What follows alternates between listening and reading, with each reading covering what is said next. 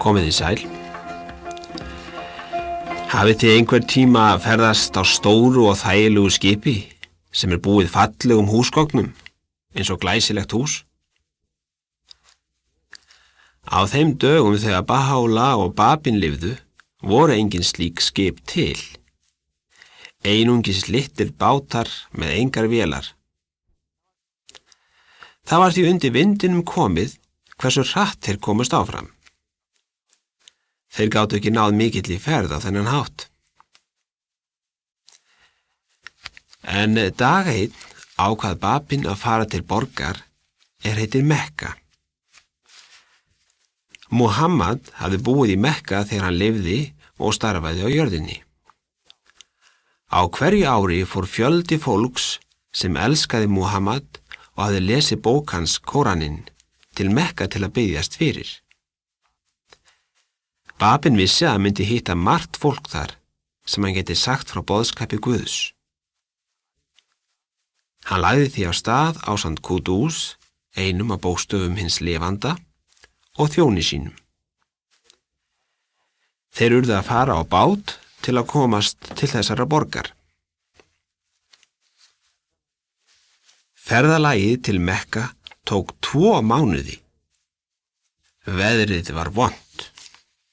Hræðilegur stormur skall á. Báturinn sem Babin var á var lítill. Stundum fór báturinn næstum því á kaf í stórar öldurnar. Mjög margir urðu sjóveikir. En Babin og Kúdús virtust ekki finna neitt fyrir veltingnum. Hinir ferðalangarnir voru dauðhræddir við storminn. En Babin og Kúdús vissu að Guð myndi gæta þeirra og því voru þeir ekki hræddir við neitt. Á hverjum degi skrifaði Kúdús á blað fallegar bænir og vers sem Babin tónaði fyrir hann. Þeir héldu áfram starfi sínu eins og ekkert væri að vera. Jafnvel þegar stormurinn lét sem verst og hinir ferðalangarnir héldu að báturinn sykki og þeir myndu allir drukkna. Síðan fór að bera á margs konar vandræðum. Sökum þess að ferðalagið hefði tekið mjög langan tíma var svo komið að að lokum var ekki til nægilegt drykkjarvatn. Eins og þið kannski vitið ekki gott að drekka vatnið í hafinu vegna þess að það svo salt. Ef þið myndu drekka það, yrðu þið bara ennþá þyrstari. Dögum saman urðu ferðalangarnir á bátnum að svala þorsta sínum með sítrónusafa í stað vatns.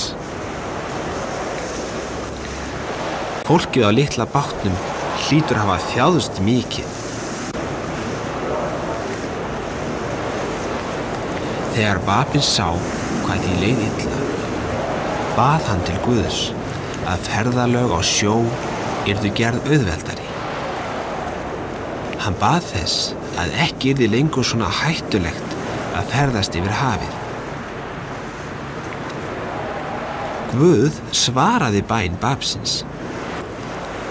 Að fáeinum árum liðnum lærðu menn að búa til stærri og betri báta sem storma gátu ekki unnið eins mikið á.